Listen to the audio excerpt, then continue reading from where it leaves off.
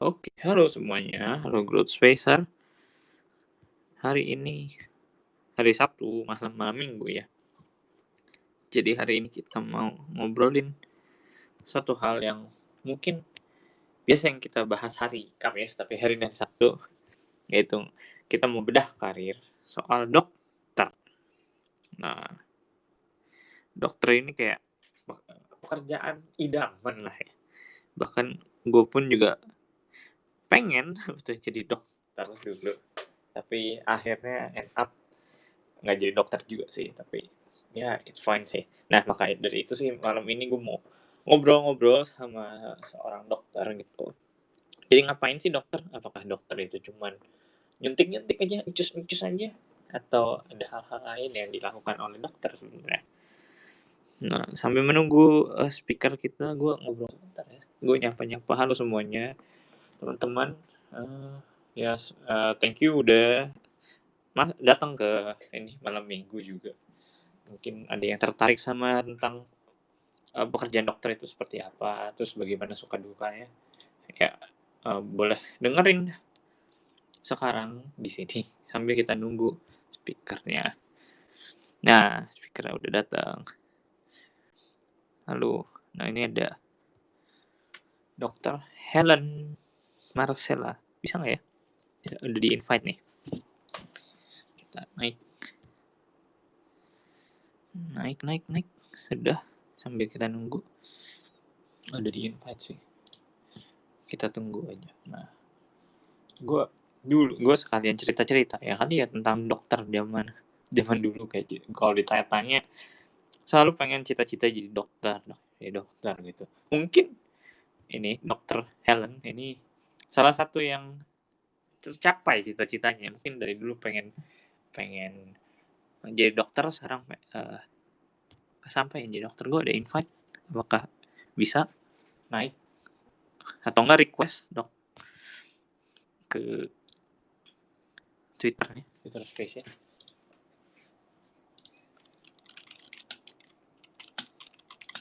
Coba ya.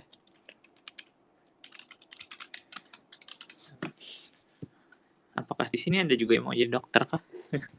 Gue nggak tahu ya. Dari dulu sih kayak gue pengen sih jadi dokter gitu. Halo, nah udah naik nih. Halo, Halo, halo, Dokter Helen Rosella, halo. halo. Nggak usah panggil dokter, panggil nama aja. Oke, panggil Helen ya.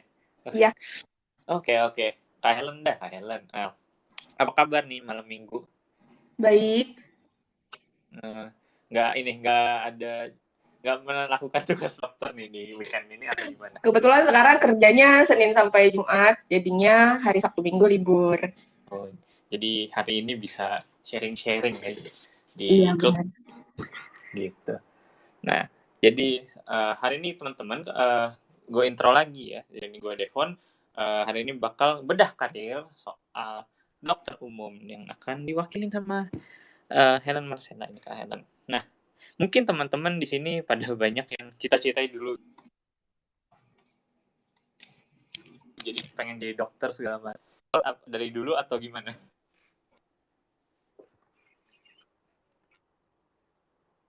Bisa kedengeran kah? Mute lagi speakernya. Semoga kedengeran ya. Ya, kalau dari gue sih nggak kedengeran suaranya. Mungkin ada problem apa di gue nya. Mari kita bala bantuan co-host dulu deh, biar kalau gue kenapa-napa ada yang backup. Soalnya gue nggak dengar. Ya udah, sambil ini gue ngobrol-ngobrol dikit lah, mau cerita-cerita dikit soal dokter. Nah, udah belum kah? Udah kedengeran lagi kah suaranya? Adakah? Nah, udah ada Iya, suara nih. Halo. halo. Oke kah? Halo. Koneksi? Oke kok, oke. Oke. Nah, jadi kita balik lagi ya ke pertanyaan tadi ya.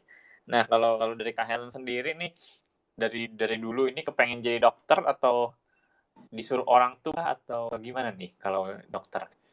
Kalau ditanya mau jadi dokter atau enggak, sebenarnya waktu dulu nggak ada kepikiran sih mau jadi dokter ceritanya. Ya. Jadi memang pure karena kesempatan yang ada, terus diambil gitu sebenarnya sih. Jadi emang dulu waktu pas mau masuk kuliah itu kan ceritanya nggak ada kepikiran nih mau jadi dokter. Terus kebetulan ditawarin, mau nggak nih jadi kuliah dokter sama keluarga mau nggak nih kuliah dokter dibayarin sampai selesai gitu. Jadi ya udah karena ngerasa itu adalah kesempatan bagus, terus juga kebetulan waktu itu lulus SMA itu kayak gak ada keinginan yang kayak gak ada bener-bener pengen sesuatu, oh pengen jurusan ini gitu, kayak semuanya ya rata-rata gitu, nggak ada yang bener-bener dipengenin, jadi kayak ya pikir ya udah diambil kesempatannya gitu sih sebenarnya. Tapi kalau saya ngomongin cita-cita waktu kecil, emang nggak Nggak ada kepikiran sama sekali. Tipikal orang yang nggak punya cita-cita, yang memang ya udah mengalir apa adanya gitu, jadi kayak nggak bener-bener nggak kebayang sih bisa sampai jadi dokter.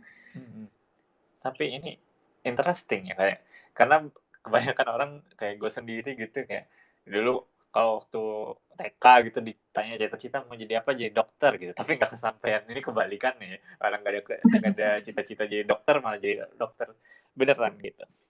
Mungkin sebelum kita bahas lebih jauh, gue mau tanya ke backgroundnya Kak Helen dulu ya. Maksudnya sekarang mungkin bisa diceritain kesehariannya, aktivitas dokter di mana atau domisilinya di mana gitu, bolehkah?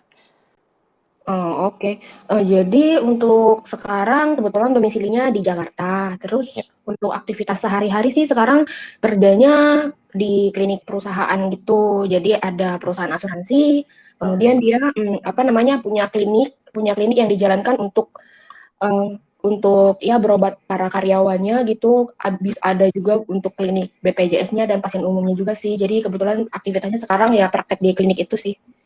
Oh, Gitu. jadi klinik di bawah asuransi itu ya gitu ya? Iya, di klinik di perusahaan asuransi. Jadi biasanya kan perusahaan itu ada, nggak semuanya, tapi sebagian besar biasanya ada klinik yang memang khusus untuk karyawannya berobat gitu. Jadi mereka nggak perlu nyari kemana-mana. Kalau misalnya pas lagi kerja sakit di perusahaannya ada klinik, biasanya sih gitu. I see. Berarti kliniknya itu di dalam kantor si Iya, asuransi itu. bener, bener. Tapi kalau misalkan di luar dari karyawan situ, berarti emang bukan, nggak bisa ya Jadi berarti? kalau kita kebetulan kalau di perusahaan aku sekarang kebetulan dia ada 2 klinik yang bisa terima pasien umum juga gitu. Oh, oke. Jadi kalau di Kak Helen bisa juga ya berarti ya terima Iya, pasien umum. iya bener. Oke. Balik lagi ke flashback sedikit gitu. Tadi kan udah sedikit mention tuh kalau kuliah dibayarin nih buat jadi dokter gitu. Nah, selama kuliah itu berapa lama sih emang kalau kuliah dokter? Kalau yang kita tahu kan kurang lebih 7 tahun, bener nggak sih jadi dokter itu? Jadi sebenarnya kuliah kedokteran itu dia ada 2 tahap ya, kalau nggak tahu orang-orang pada tahu apa enggak, tapi yang pasti itu kuliah FK itu sebenarnya ada 2 tahap. Jadi tahap pertama itu dia pertama kita tahap kuliah biasa dulu untuk dapat gelar sarjana kedokteran namanya kan, SKED. Nah, itu kita tempuh ya kurang lebih sekitar 3,5 tahun sampai 4 tahun tergantung masing-masing program dari kampusnya dan tergantung masing-masing dari mahasiswanya sendiri. Kalau misalnya dia tepat waktu sih, kayaknya setahu aku sebagian besar kampus itu program untuk sarjana kedokterannya itu 3,5 sampai 4 tahun rata-rata. Oh, Gitu. berarti biasa ya kayak Iya, kuliah pada dalam benar. tanda kutip gitu ya.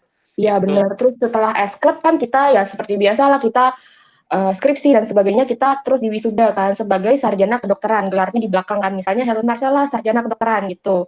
Nah kemudian selanjutnya itu ya kalau misalnya kita mau selesai sampai sarjana kedokteran ya bisa aja, jadi kita setara dengan S1 yang lain, S1 jurusan yang lain gitu, kita nggak diharuskan untuk melanjutkan pendidikan gitu kan, jadi terserah dari masing-masing pribadi. Nah kalau misalnya mau lanjut jadi dokter gitu, misalnya jadi dokter umum dengan gelar DR di depan itu, kita mesti ngambil kuliah lagi, kuliah profesi, atau yang kita biasanya sebut sebagai kepaniteraan klinik gitu.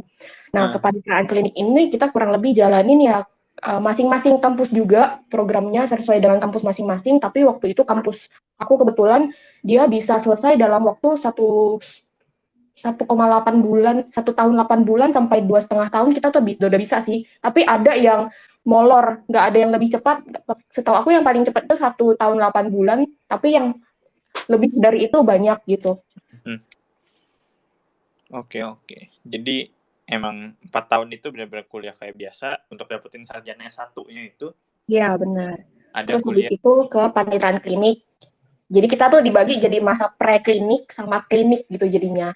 Nah, setelah yang kita masuk ke panitiaan klinik yang kita kuliah profesi ini kan, jadi kalau misalnya kita udah melewati rangkaiannya, ya setelah itu kita lulus, kita ada ujian nasionalnya, itu namanya UKM PPD, sama ada OSCE nasional dan sebagainya, itu dari program pemerintah punya.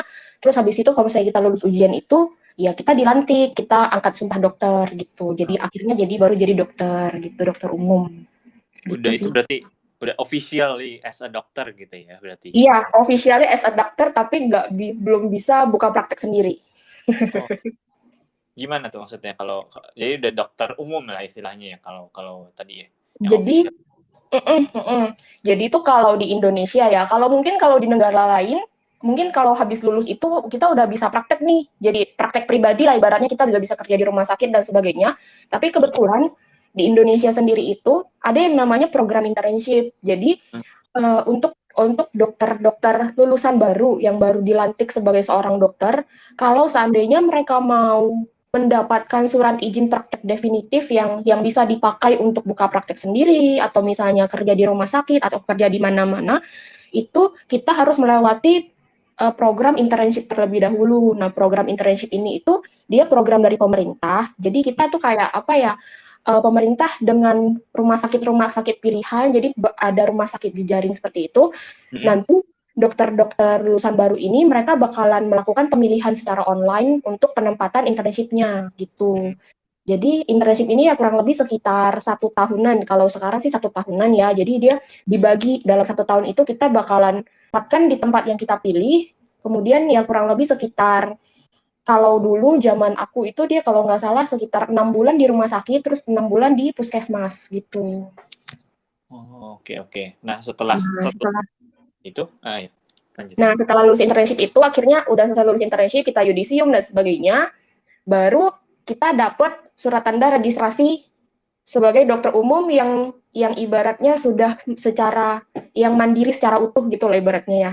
Jadi kita udah benar-benar bebas nih, kita mau milih jalur kita mau kemana gitu. Nah, sebelum kita menjalani internship kita nggak bisa kemana-mana. Kita nggak bisa belum bisa lanjut kuliah. Misalnya kalau mau spesialis kita belum bisa, kecuali misalnya mau ngambil S2 baru mungkin ada yang bisa. Kalau spesialis nggak bisa gitu. Oke. Ini banyak pertanyaan juga nih gue jadinya. Tadi yang internship itu berarti sebelum si sumpah dokter itu kah? Apa Enggak, sudah? setelah sumpah dokter. Oh, setelah sumpah dokter ternyata belum selesai sampai situ aja. Iya benar. Setelah sumpah dokter baru ada internship gitu. Kalau itu kan jadi kalau kita preklinik dan klinik kan kita di bawah naungan kampus ya, di bawah naungan kampus. Nah, setelah kita udah selesai sumpah dokter, kita di bawah naungan pemerintah gitu. Oke. Setelah internship itu baru ya bisa. Iya, baru secara mandiri bisa memilih kerja yang kita mau gitu ibaratnya. Oke. Berarti memang prosesnya lumayan panjang. Oke. Gue mau balik lagi ke sebentar tadi yang kuliah itu S1 tuh 4 tahun jadi sarjana kedokteran gitu.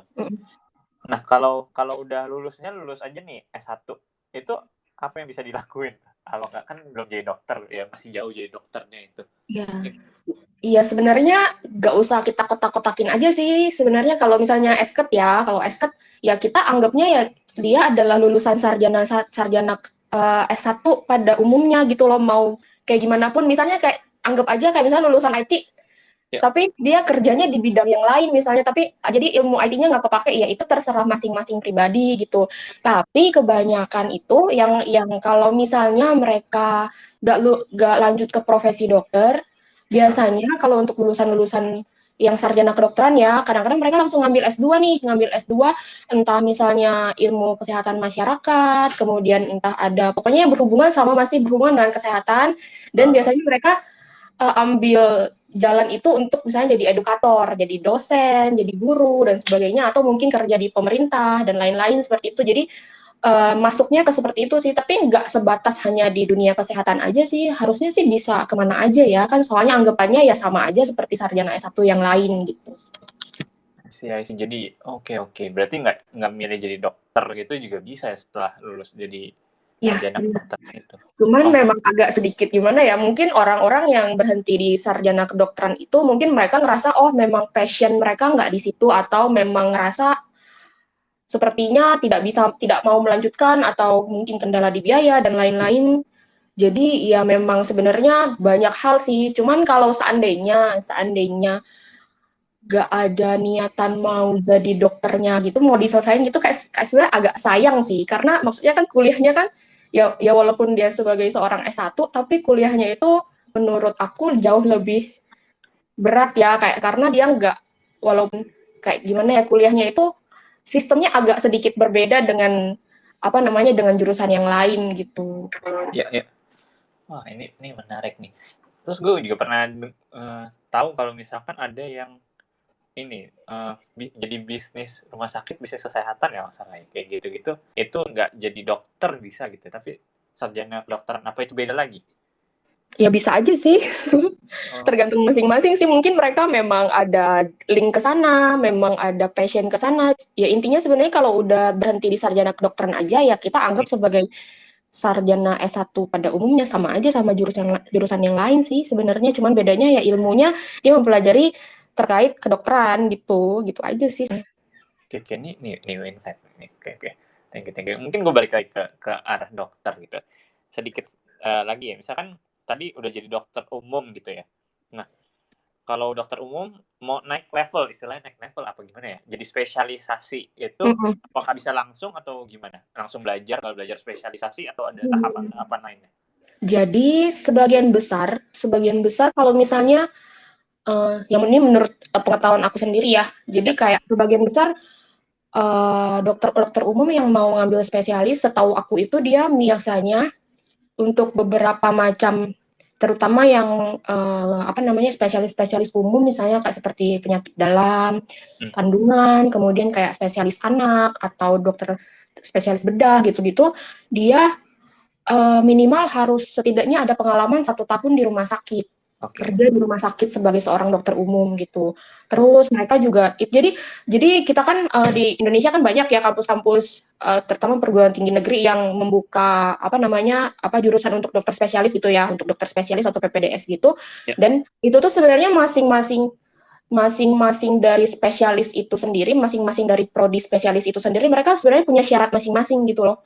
Punya syarat masing-masing. Misalnya nih kayak kedokteran UI, spesialis penyakit dalam UI misalnya gitu kan. Nah, dia mengharuskan calon-calonnya ini harus memenuhi syarat, misalnya harus praktek di rumah sakit minimal 1 tahun, terus harus udah pernah magang misalnya sekian lama gitu. Jadi kayak masing-masing dari prodinya itu sendiri punya syarat masing-masing dan punya standar masing-masing gitu. Jadi ya kalau misalnya kita mau jadi spesialis, kita harus menyesuaikan diri kita. Oh misalnya kita tujuannya mau ke kampus ini nih, ambil jurusan spesialis yang ini, mereka kira-kira syaratnya apa aja ya gitu.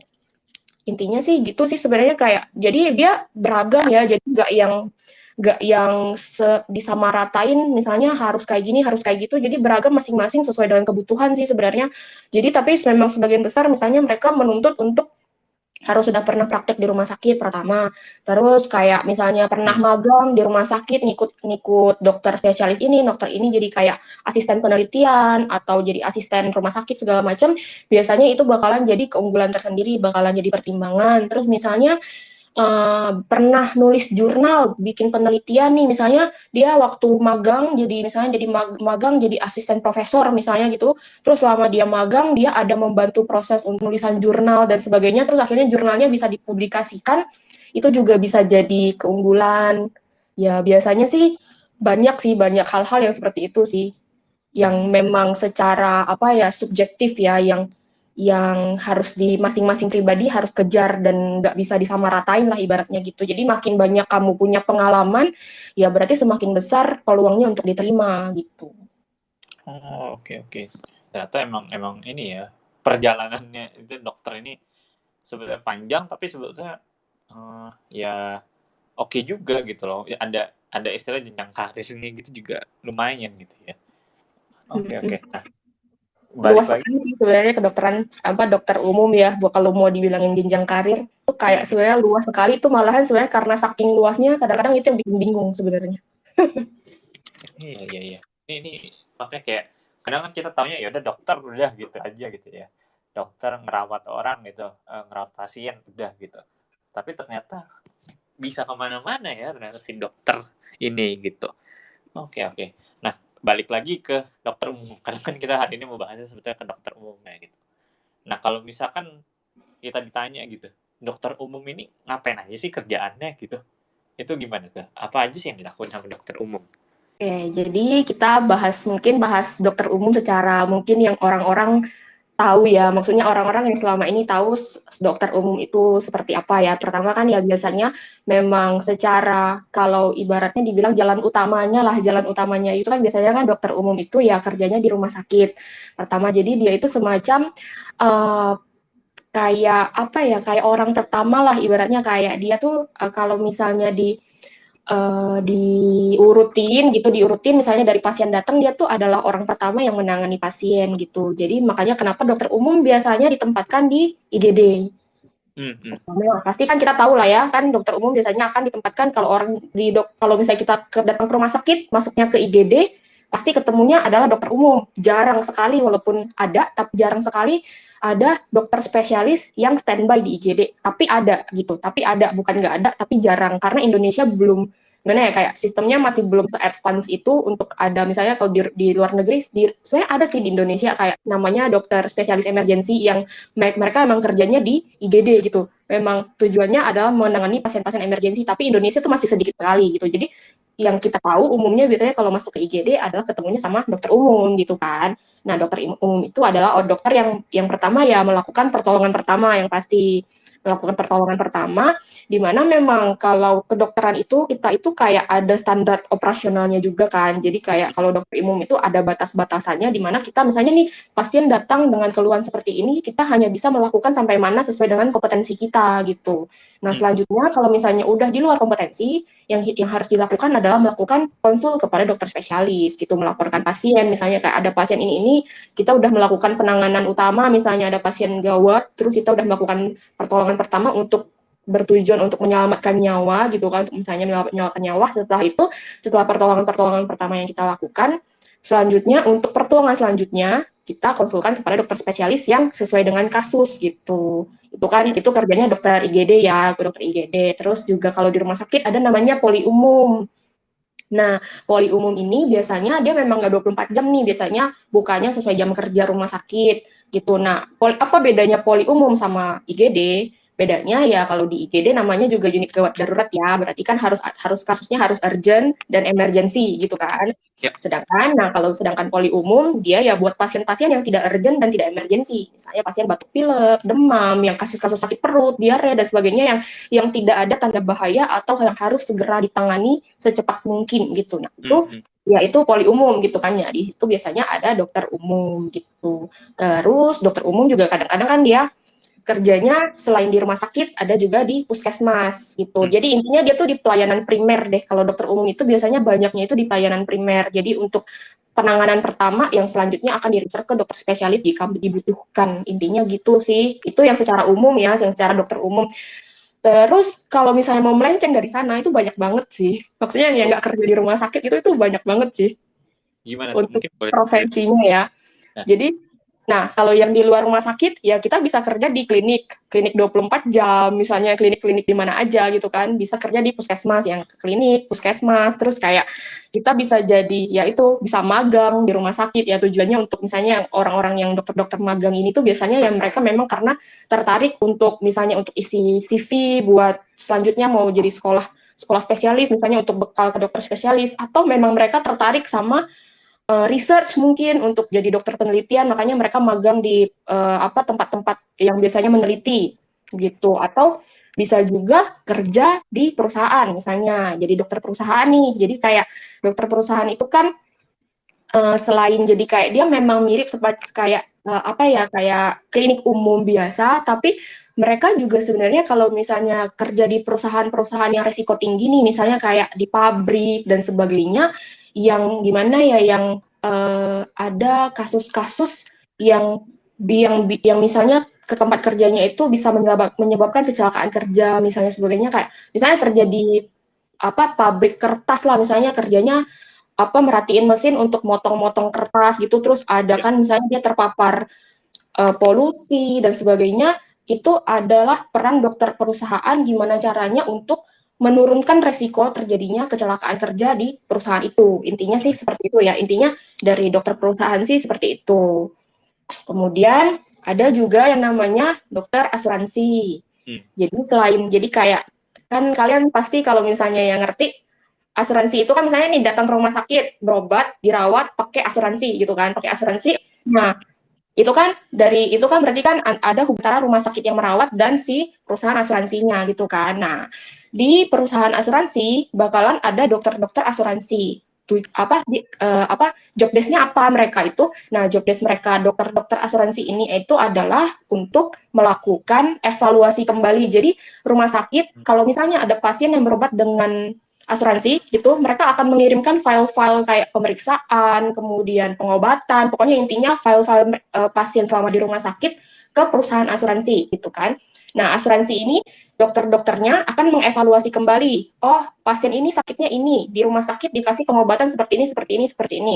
Ini tuh relevan nggak ya gitu, ini tuh relevan nggak ya, rumah sakitnya over treatment nggak ya, rumah sakitnya over diagnosis nggak ya, kok misalnya kok pasiennya cuma diare 2 hari, maksudnya pasiennya keluhannya cuma diare kok dirawat sampai seminggu, beneran nih kenapa kayak gitu. Jadi kan itu kan maksudnya itu kan bisa kayak kalau misalnya nggak ada yang mengevaluasi, nggak ada yang mengerti gitu kan, itu kan bisa bikin asuransinya rugi dong ya kan, karena mereka misalnya mengcover jadi harusnya cuma cover 5 juta karena tidak dievaluasi lebih dalam, jadinya covernya 10 juta misalnya. Nah, itu adalah peran dokter asuransi gitu. Jadi mereka yang bertanya kepada rumah sakit, kayak kalau misalnya ada sesuatu yang tidak relevan yang diberikan rumah sakit segala macam, itu peran dokter rumah sakit karena dokter asuransi. Karena kalau misalnya dilimpahkan kepada orang lain kan nggak ngerti ya, maksudnya baca rekam medis aja kadang-kadang kita sebagai awam misalnya gitu kadang-kadang nggak ngerti nih apaan sih gitu kan. Nah, jadi disitulah peran dokter asuransi gitu. Terus selain dokter asuransi juga dokter umum itu ada jenjang karir lain, misalnya jadi dokter dokpol atau dokter polisi atau dokmil, dokter militer. Nah, jadi setelah kita lulus kedokteran itu ada kalau misalnya di kepolisian sama di militer itu di angkatan gitu, itu tuh ada jenjang karir sendiri untuk dokter gitu. Jadi kalau misalnya mereka lagi buka pendaftaran, kita bisa ikut nih, bisa ikut pendaftaran, bisa ikut seleksi dan segalanya. Terus kita akhirnya bisa jadi dapat gelar dokpol atau dokmil. Nah, dokpol sama dokmil dia kayak apa sih? Ya sebenarnya sama aja sih kayak dokmum biasa, tapi biasanya mereka penempatannya di rumah sakit Bayangkara kalau misalnya untuk dokpol ya, rumah sakit Bayangkara atau rumah sakit kepolisian.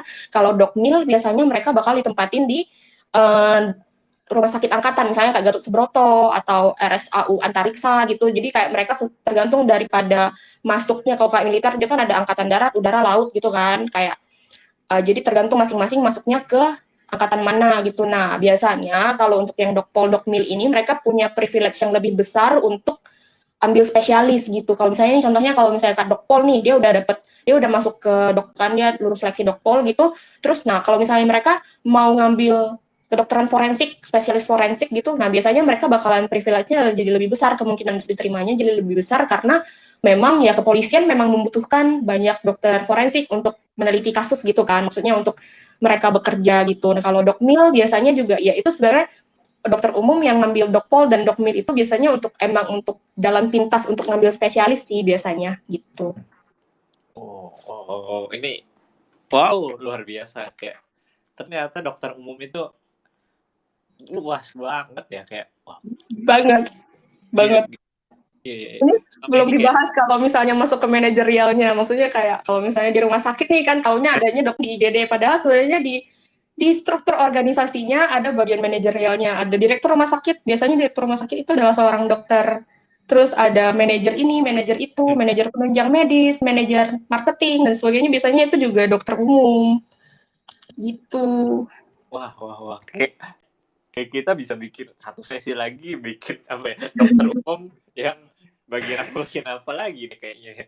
Tapi wow, ini interesting banget sih. Coba ini insight banget, insight baru. Dan mungkin teman-teman di sini yang pengen nanya boleh langsung request naik ke atas kali ya buat nanya. Karena menarik banget ini, yang ngebuka apa yang sama ini kita lihat gitu loh. Kayak ya paling kita taunya dokter umum itu ya udah yang jaga, dokter jaga yang di IGD gitu segala macam. Tapi ternyata bisa luas kemana-mana ya tadi. Yang nggak kepikiran itu, oh ya asuransi loh. Ternyata asuransi itu perlu juga loh, dokter-dokter buat ngecek ini bener atau enggak. Jangan tiba-tiba diare aja tiba-tiba suruh CT scan segala macam. Iya, benar. Oke. Ini ada Debbie yang naik. Debbie mau nanya atau gimana, Deb? Boleh. Jadi aku mau tanya sih, kalau misalnya jadi dokter, I mean, as we know, kita tahu lah, maksudnya apa yang perlu dipelajarin, maksudnya, the hard skills and all. Tapi kalau untuk mental preparation-nya tuh gimana dari Helen sendiri? Jadi memang gak tahu ya, ini sebenarnya pengalaman pribadi ya. Pengalaman pribadi, aku menyimpulkan sebagai seorang yang melakukan perjalanan ini gitu. Jadi menurut aku, jadi dokter itu gak mesti pinter. Intinya kayak gak mesti kayak setiap misalnya dulu tuh ranking gitu kan, dulu ranking segala macam masuk IPA, emang masuk IPA kan yang wajib sih gitu kan, cuman kayak harus ranking, harus pinter, segala macam. Sebenarnya menurut aku enggak. Jadi kayak masuk kedokteran itu kayak emang yang paling penting itu sebenarnya mental sih, mental tangguh masa kini gitu kayak intinya mental gitu, karena emang kita itu pada saat nyemplung ke FK gitu ya, itu aja kita tuh udah masuk ke bener-bener ke kayak lingkungan yang bener-bener kayak gak pernah bakalan kebayang.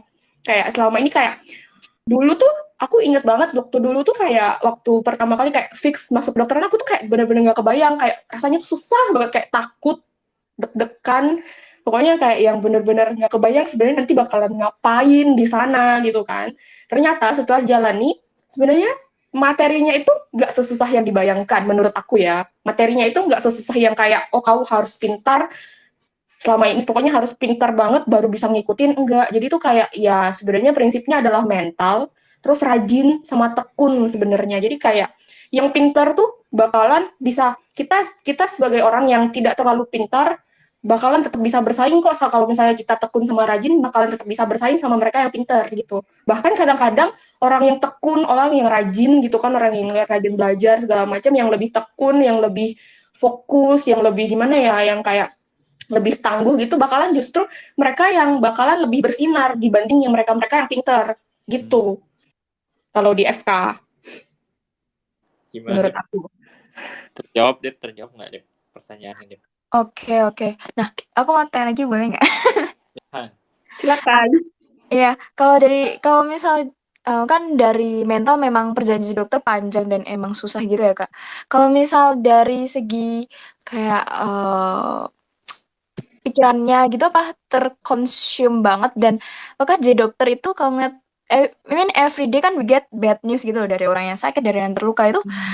Nah sih Kak, apa maksudnya dari pengalaman Kakak tersendiri, apakah pernah kayak pusing atau kayak terkena gitu? Oke. Iya, ngerti. Nah, kalau yang kayak gitu memang masing-masing sih, masing-masing pribadi manage stresnya itu gimana ya.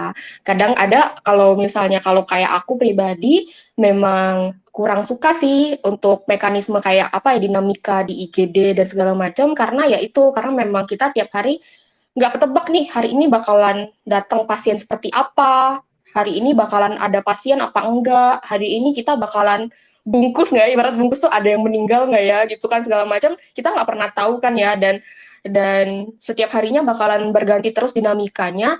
Nah, kalau aku secara pribadi aku kurang suka dinamika itu gitu kan ya. Cara menghadapinya ya udah kita kayak gimana caranya kita ngelakuin secara maksimal aja sih. Kalau aku sih cenderung karena aku tidak menyukai, kurang menikmati gitu, makanya aku prefer untuk mencari jalan karir yang lain gitu. Tapi ada emang orang-orang yang memang passion sekali dalam, misalnya memang mereka suka gitu kan, memang suka di kedokteran yang menangani pasien-pasien emergensi gitu, malah justru mereka makin banyak pasien, mereka adrenalinnya tuh makin terpacu gitu loh, kayak seneng banget, makin semangat gitu.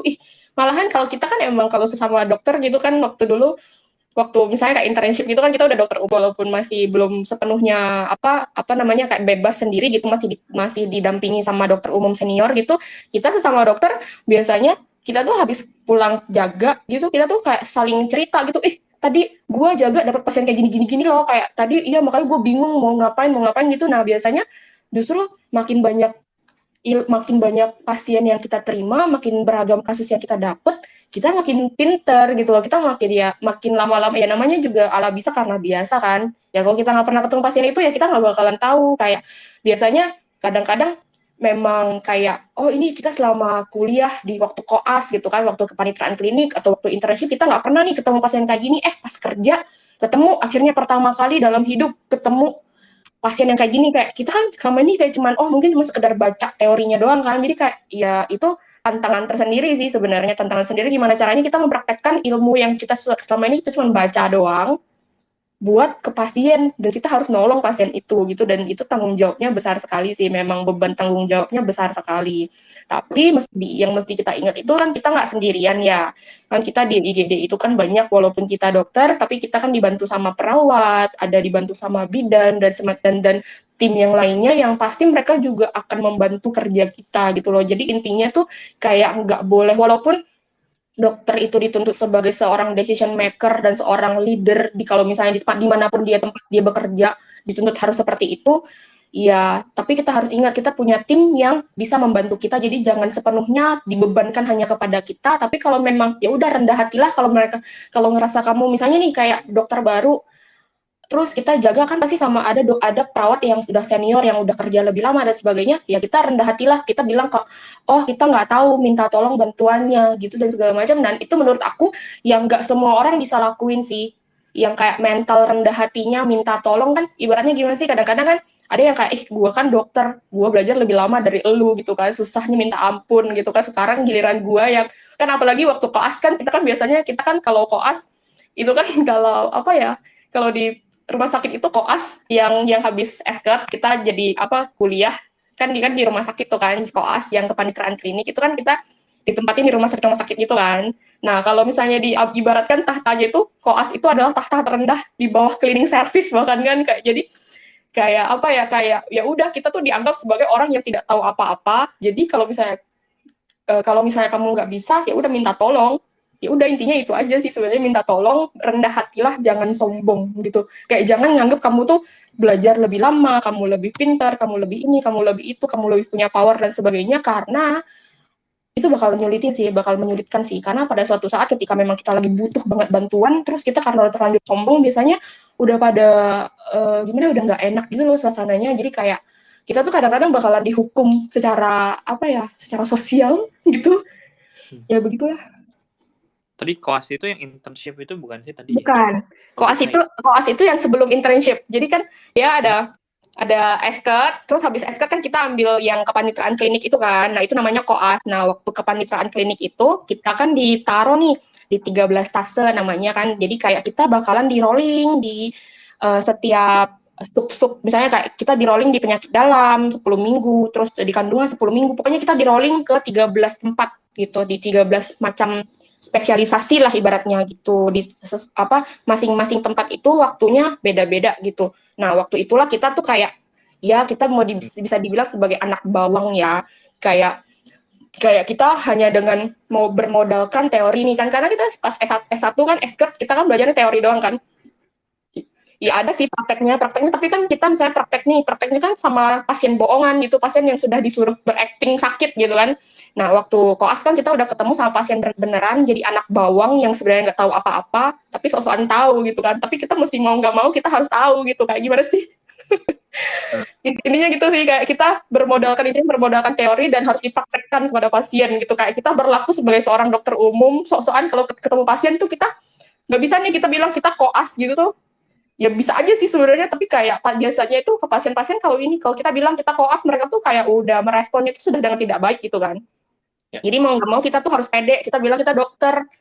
Tujuannya ya kita bisa memeriksa mereka gitu kan, walaupun akhirnya hasil pemeriksaan kita bakalan kita kasih lagi ke dokter umum yang jaga gitu misalnya. Walaupun tetap bakalan dievaluasi kembali gitu, kayak ya begitu. Makanya kenapa mental butuh banget sih.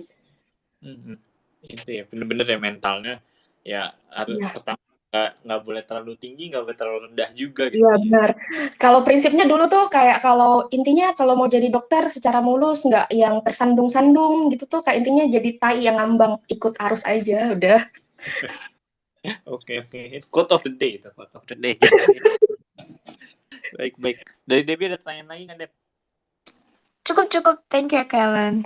Iya. Oke. Nah, sekarang mungkin gue beralih ke pertanyaan lain gitu. Tadi udah ngomongin bahas kayak ternyata dokter umum ini banyak ya gitu loh, bisa kemana-mana gitu. Nah, kalau sebetulnya skill yang dibutuhin apa sih jadi dokter umum? Oke, kita tahu mungkin skill kedokteran gitu ya, yang pasti udah ada gitu. Mungkin ada skill-skill lain, apakah tadi manajemen kah atau skill making segala macam gitu. Oke. Kalau di kedokteran itu, jadi kalau di dokter umum kita tuh bahkan ada materi khusus gitu loh. Ada materi khusus namanya 5-star doctor. Jadi seorang dokter umum itu harus dituntut untuk bisa memiliki 5 bintang gitu. Jadi bintang pertama itu adalah menjadi seorang care provider kan. Jadi care provider dia ya yang berfungsi sebagai ya untuk memeriksa, merawat dan sebagainya kan. Itu yang memang fungsi utama. Terus yang kedua itu kita harus bisa jadi decision maker. Jadi kita yang mengambil ya seperti itulah kalau misalnya kayak misalnya kita di IGD, pasien mesti diapain, ada tindakan ini, tindakan itu, mesti gimana, mesti ini, mesti itu. Dokter umum adalah seseorang yang melakukan keputusan itu gitu.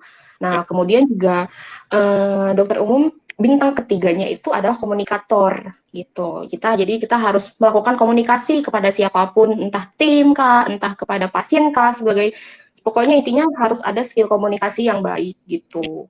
Terus yang bintang keempat itu ada namanya community leader. Jadi kita dimanapun, kalau misalnya ada dokter umum, misalnya lagi ada kegiatan apapun, terus ada dokter umum di sana, biasanya dokter umum itu bakalan jadi PIC atau bakalan jadi koordinator, biasanya kayak gitu, dimanapun.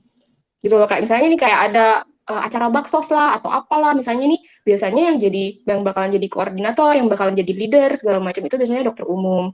Kadang-kadang juga ada yang memang ya intinya kita tuh secara nggak langsung leadership-nya harus ada kemampuan untuk leadership-nya juga. Terus yang kelima itu dia adalah seorang manajer. Jadi kayak bintang kelima itu adalah seorang manajer. Jadi dokter umum juga intinya sebenarnya harus memiliki kemampuan untuk memanage yang baik gitu, entah memanage apapun itu gitu. Sebenarnya dari soft skill-nya itu kita bahkan itu tuh ada materi khusus gitu loh di kuliah, Star Doctor namanya.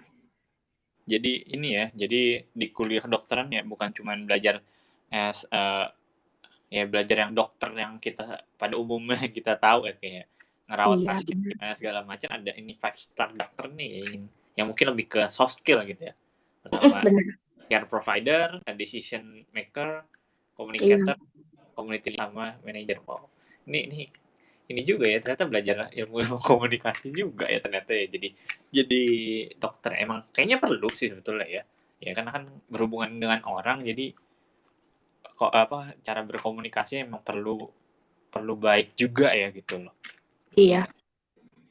Oke. Jadi emang waktu di kuliah pun juga diajarin gitu ya. Nah ini mungkin yang dari basic dari kuliahnya gitu kali ya, yang 5-star ini ya.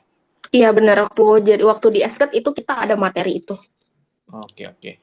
Terus apakah perlu apa lagi gitu nggak sih, atau tambahan kalau misalkan jadi dokter gitu selain 5-star ini, atau mau 6-star gitu ada nggak?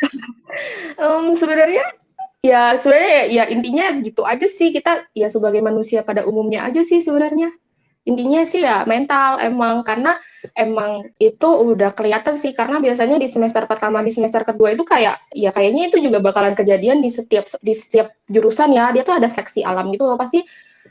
Misalnya yang masuk sekian banyak, terus pelan-pelan tuh bakalan makin dikit gitu loh, kayak karena ya masing-masing bakalan menemukan kesusahannya masing-masing gitu, entah nggak bisa ngikutin caranya, nggak suka sama lingkungannya, mentalnya nggak cukup baik untuk ngikutin, nggak bisa beradaptasi dengan baik dan segala macam. Jadi kayak ya itu kayaknya terjadi di semua jurusan sih harusnya. Iya nggak sih? Betul sih, itu mental sih ya. Bisa menyelesaikan kuliah itu juga mentalnya juga harus kuat. Mungkin kalau dari kedokteran itunya juga kali ya, kemampuan beradaptasinya juga penting sih. Kemampuan beradaptasi secara cepatnya juga sangat penting sih menurut aku. Karena kan kalau kedokteran itu apa ya? Kalau misalnya mungkin kalau di jurusan lain itu kan kita satu semester pilih jurusan mata kuliah ini sampai selesai gitu kan, berapa SKS jumlahnya misalnya sekitar 20 sampai 24 SKS gitu kan. Nah, kalau di kedokteran itu enggak. Kalau di kedokteran itu dia dibagi jadi 7 semester nih, rata-rata 7 semester kan. Nah, tapi di setiap semester itu kita dibagi blok gitu loh. Jadi kayak dalam satu semester itu kita dibagi jadi beberapa blok pelajaran. Jadi setiap blok itu pelajarannya beda-beda dan kita tuh selalu ujian di setiap akhir blok gitu. Jadi kayak satu semester mungkin sekitar 4 sampai 5 blok pelajaran, 4 sampai 5 topik pelajaran gitu. Nah, dan setiap bloknya itu kita bakalan ujian gitu. Ujian dan nilainya bakalan per blok itu. Jadi kalau misalnya ada satu yang nggak lulus, misalnya satu blok yang nggak lulus, ya berarti kita harus ngulang blok itu gitu loh. Bukan ngulang semester, jadinya ngulangnya blok gitu. Mata kuliah gitu ya? Atau blok itu ya? Blok itu semacam mata kuliah, tapi gimana ya ngomongnya ya, kayak semacam mata kuliah besar, tapi di dalamnya itu ada mata kuliah kecil gitu. Oke. Misalnya nih kayak apa ya, gimana ya, kayak mata kuliah yang paling gampang apa sih, misalnya anatomi misalnya kan, anatomi kedokteran. Nah, jadi memang di blok itu kita belajar anatomi tubuh manusia gitu kan, bagian-bagian tubuh manusia, tapi itu pelajaran utamanya, tapi di dalam blok itu juga pasti ada belajar yang lain, kita misalnya praktikum mikrobiologi, praktikum yang lain, atau ada skill lab gitu dan segala macam, dan itu punya nilai masing-masing yang kita bisa akumulasikan untuk dijadikan nilai blok gitu loh. Oke. Ini dapat bisik kayak blok ini kategori. Nah, mata kuliah subkategori gitu. Ya. Bisik. Oke. Seru. Nih belajar ternyata belajar kuliah kedokteran, belajar kedokteran itu ya ternyata emang bukan cuman merawat pasien aja, tapi tadi komunikasi segala macam itu juga emang diajarin ya di kuliahnya gitu. Nah, dan tadi Kak Helen udah cerita tentang ini nih, tentang kayak mental ini perlu nih jadi seorang dokter gitu. Nah, mungkin bisa sharing sedikit, ada cerita-cerita menarik nggak sama jadi dokter? Mungkin yang pengalaman kena mental gitu, ada nggak? Sebenarnya kalau untuk selama jadi dokternya jujur nggak terlalu sih.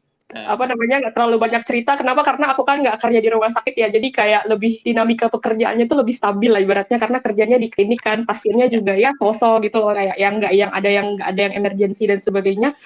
Tapi kalau seandainya ya, mungkin ini bakalan terjadi di setiap orang sih, setiap orang yang masuk jurusan kedokteran gitu kan. Kalau misalnya ditanya cerita menarik tuh pasti sebagian besar akan keluar pada saat masa koas atau kepaniteraan klinik.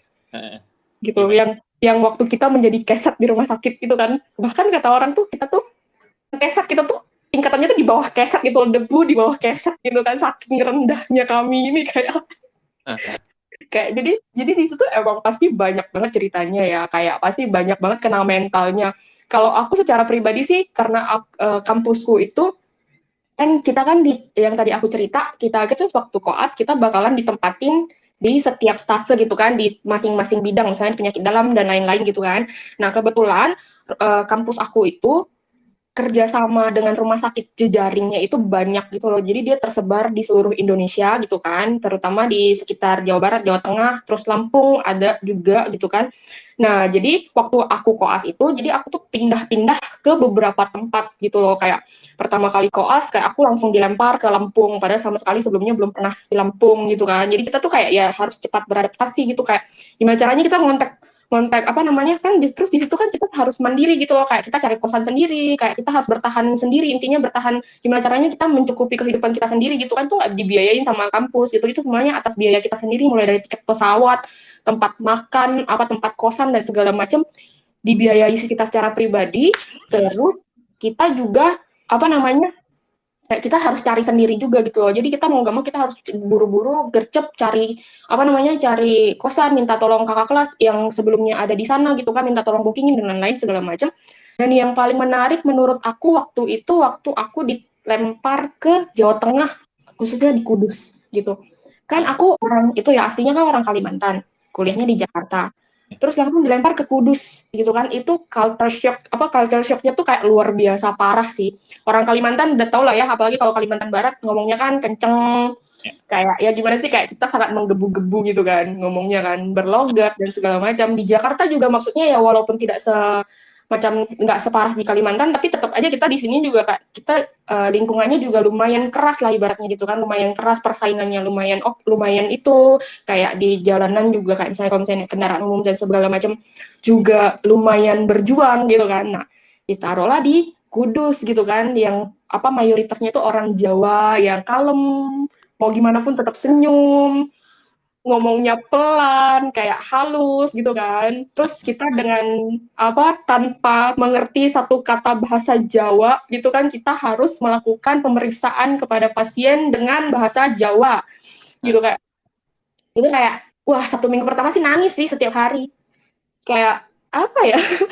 Kayak kita udah kesusahan nih beradaptasi dengan lingkungan baru gitu kan. Terus untuk kita sendiri aja, kita untuk bertahan hidup dari makanannya aja udah nggak cocok gitu loh. Kalau aku secara pribadi makanannya aja udah nggak cocok gitu kan. Terus waktu kita bertugas di rumah sakit, kita mesti ketemu sama pasien-pasien yang nggak bisa ngomong bahasa Indonesia, misalnya nggak bisa ngomong bahasa Indonesia, tapi kita dituntut untuk bisa melakukan anamnesa gitu. Anamnesa itu kayak pertanyaan, kayak misalnya tahu lah ya kalau misalnya ke dokter, kita kan pasti ditanya-tanya dulu kan. Nah, ditanya-tanya dulu baru diperiksa kan. Nah, itu yang pertanyaan-pertanyaan wawancara itu namanya anamnesa gitu. Nah, kita harus bisa melakukan wawancara kepada pasien itu untuk nanyain keluhannya udah berapa lama, udah berobat apa belum.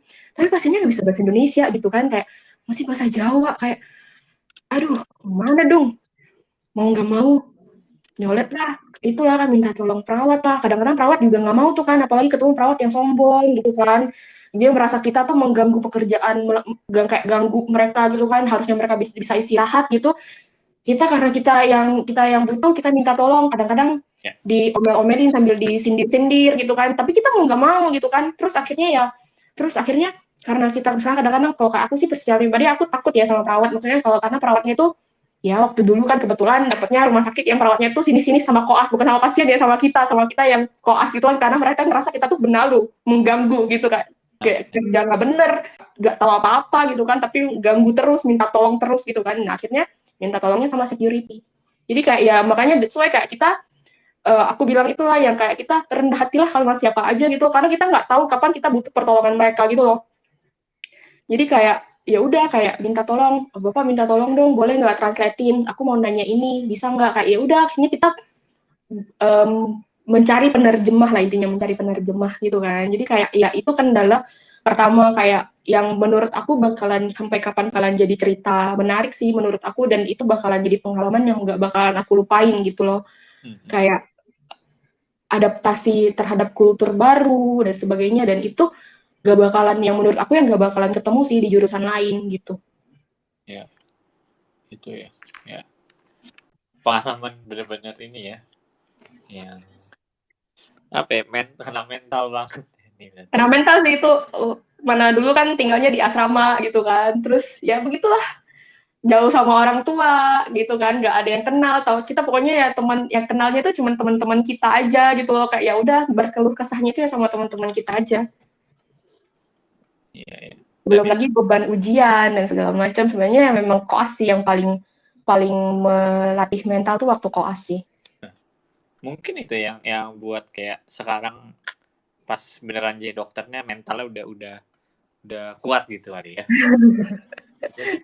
Iya sih, bisa jadi memang, iya sih memang, karena kita memang sudah dihadapkan dengan berbagai macam situasi dan kondisi yang harus kita lewati sih.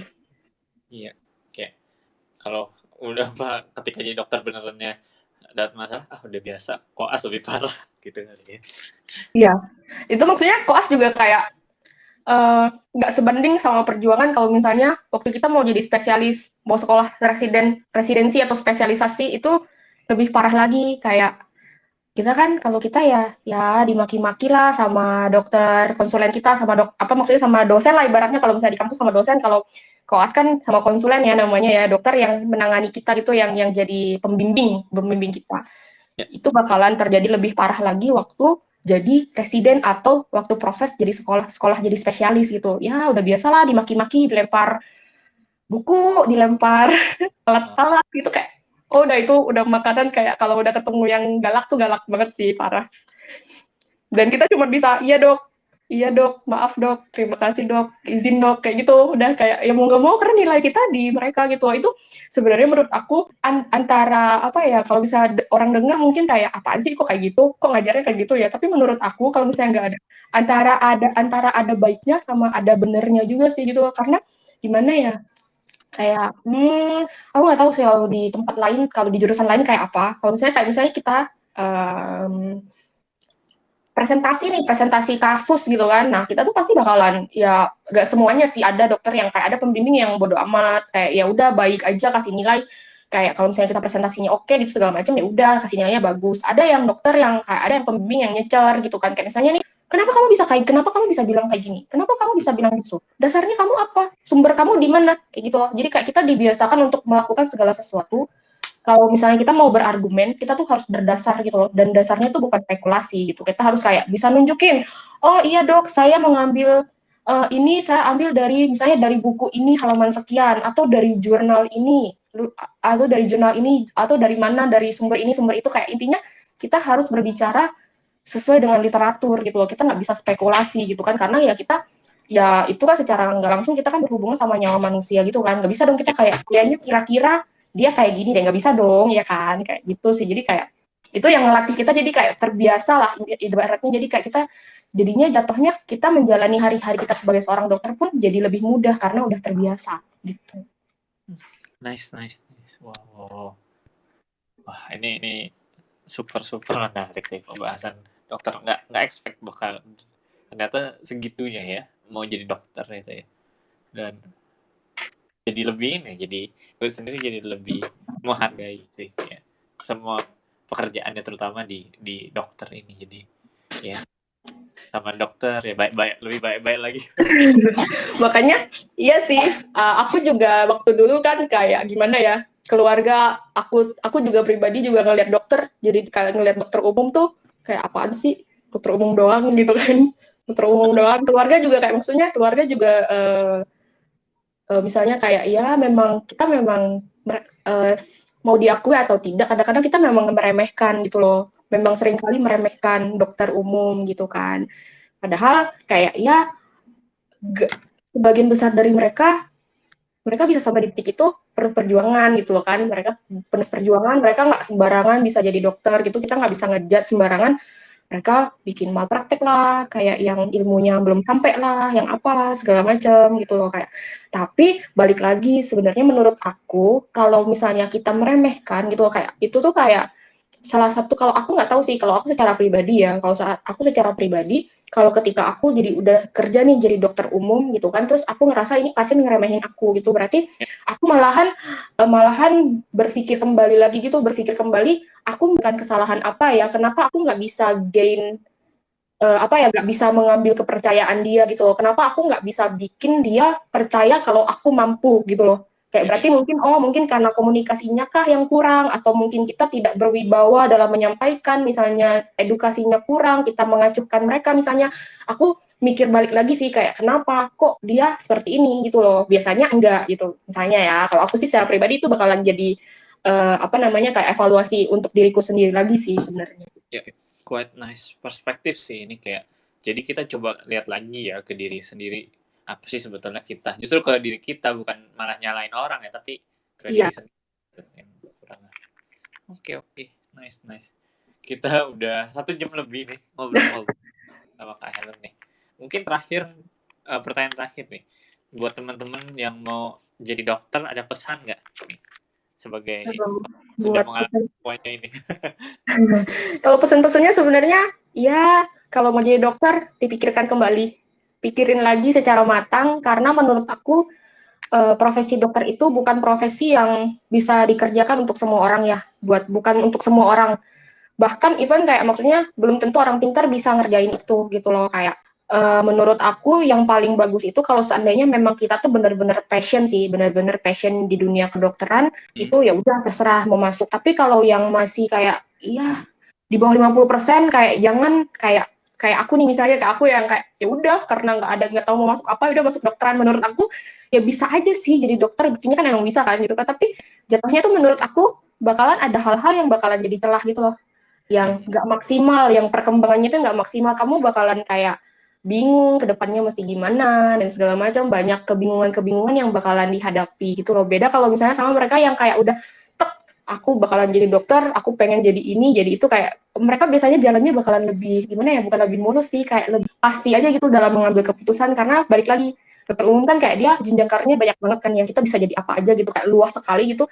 Nah kalau misalnya kita nggak yakin sama jalan kita, kalau misalnya kita nggak yakin nih kita sebenarnya mau gimana gitu, kayak pikir kembali, kenapa aku mau jadi dokter, intinya itu aja sih, kayak yakinnya itu seberapa yakin mau jadi dokter gitu, intinya itu sih menurut aku. Oke, jadi ini ya keyakinan diri sendiri. Mungkin kadang kita ada kemauan orang tua gitu, disuruh orang tua jadi Iya. dokter. Cari tahu sebanyak mungkin kedokteran itu seperti apa, kayak menurut kalian mampu atau tidak, kalian mau atau tidak menjalankannya gitu, kayak ya cari tahu sebanyak mungkin sih, karena makin tahu itu kan biasanya kita oh ya kayaknya bisa deh gitu kan. Betul. Ya. Apa hatinya dulu ya maksudnya. Iya benar. Karena emang ini tadi kan semua pekerjaan dengan hati juga ya, kadang ngurusin orang. Iya. Okay. Thank you Kak Helen buat sesi bedah karir dokter umum hari ini. Benar-benar dapat insight banyak sekali soal dokter umum. Jadi paling penting sih jadi lebih menghargai sih pekerjaan dokter ini umum ya. Jadi kita ternyata begitu segala macam perjuangannya. Oke. Dan thank you juga buat teman-teman yang udah dengerin sampai akhir juga. Dan kalau teman-teman masih mau ngobrol-ngobrol lagi, kita ada community di Discord Kelurahan Sukamaju by Growth Space. Bisa ngobrol-ngobrol lebih lanjut lagi. Klik aja link di atas, dan nanti Sabtu depan tanggal 18 kita juga ada webinar Growing Through Pain. Nah, juga linknya ada di atas. Kalau mau ikut bisa cari dari kesulitan-kesulitan kita bisa bertumbuh gitu. Seperti yang tadi Kak Helen ceritakan, di kesulitan-kesulitan. Mau lebih belajar lagi gimana cara, bisa klik link di atas terbareng Jonathan and webinarnya gitu. Oke lah kalau gitu. Thank you semuanya. Jadi sampai jumpa di lain kesempatan di Twitter Space berikut. Jadi goodbye and good night. Bye-bye. Bye, thank you.